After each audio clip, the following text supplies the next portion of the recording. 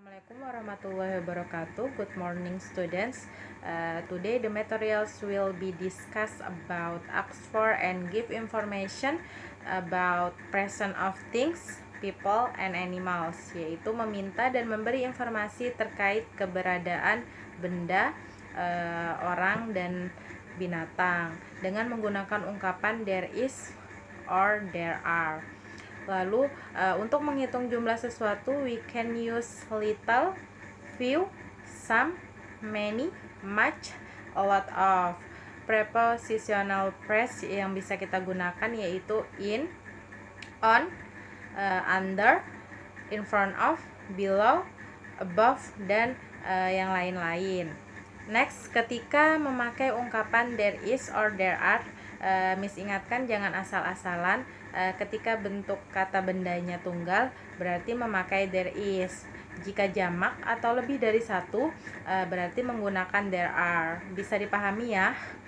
Next, Miss will give you beberapa gambar. Silahkan disimak dan dipahami dengan baik ya.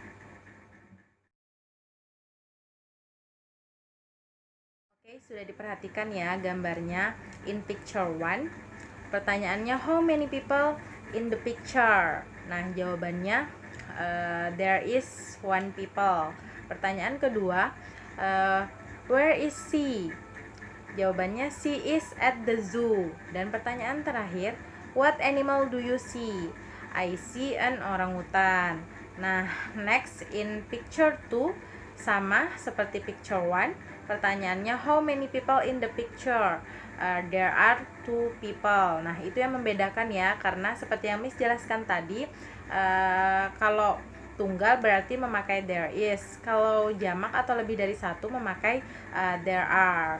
Nah, pertanyaan kedua, where are they? They are at the zoo. Nah, itu jawabannya. Next, pertanyaannya, what animal do you see?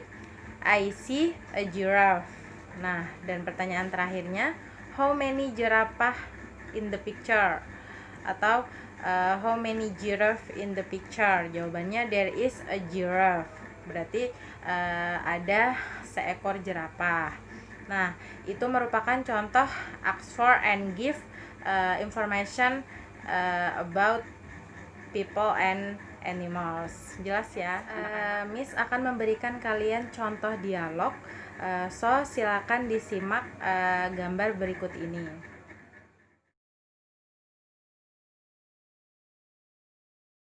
Sudah diperhatikan ya anak-anak gambarnya. So, kalimat yang menggunakan tanda tanya itu merupakan kalimat ask for information. Sedangkan kalimat yang diakhiri oleh tanda titik itu merupakan kalimat give information. Itu aja cara membedakannya. Karena biasanya kalimat ask for information memang diakhiri tanda tanya ketika kita membuat kalimat. Nah, jelas ya anak-anak. So, di dialog tersebut membicarakan tentang keberadaan binatang yaitu gajah dan buaya yang berada di kebun binatang. Miss ingin mengingatkan kembali mengenai bentuk singular dan plural untuk hewan. Nah, kalau hewannya itu tunggal atau cuma satu, contohnya seperti buaya, bahasa Inggrisnya crocodile.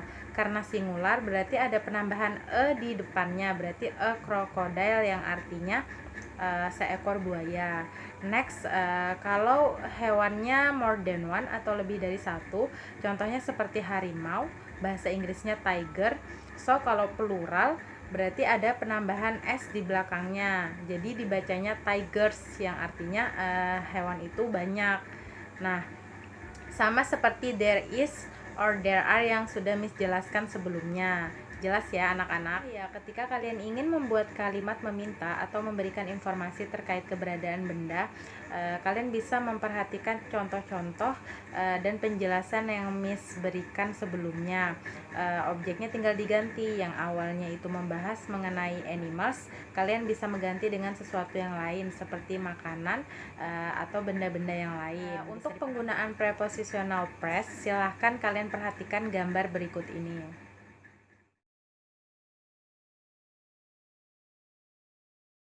Sudah diperhatikan ya anak-anak gambarnya. So di situ ada 6 gambar yang berbeda-beda dengan penggunaan prepositional phrase yang berbeda-beda juga. Untuk gambar yang pertama, the monkey is in the cage, yang artinya monyet itu berada di dalam kandang. Gambar yang kedua, the monkey is on the tree, monyet itu berada di pohon. Dan gambar selanjutnya, the monkey is below the tree, yang artinya monyet itu berada di bawah pohon. Gambar selanjutnya, the monkeys are in front of the rock, yang artinya monyet-monyet itu berada di depan batu. Gambar selanjutnya, the monkeys are above the tree house, yang artinya monyet-monyet itu berada di atas rumah pohon. Dan gambar yang terakhir, the monkey is behind the rock, yang artinya monyet itu berada di samping batu. Bisa dipahami ya anak-anak, itu merupakan contoh prepositional phrase. Miss will give you tugas mengenai materi hari ini. Silahkan kalian cek Google Classroom kalian. Di situ ada file tugas yang Miss kirimkan. Di bagian A, kalian baca dulu dialognya. Setelah itu kalian kerjakan tugas di bagian B, mengisi true or false. Kalau pernyataannya benar, isi true. Kalau pernyataannya salah, isi false. Setelah itu di bagian C, kalian mengisi mana prepositional phrase yang cocok untuk kata yang kosong di teks tersebut. Bisa dipahami ya anak-anak. Cukupkan sekian untuk materi hari ini. Thank you for your attention. See you next meeting dengan materi Oxford and give information about the quantity of things, people and animals. Wassalamualaikum warahmatullahi wabarakatuh.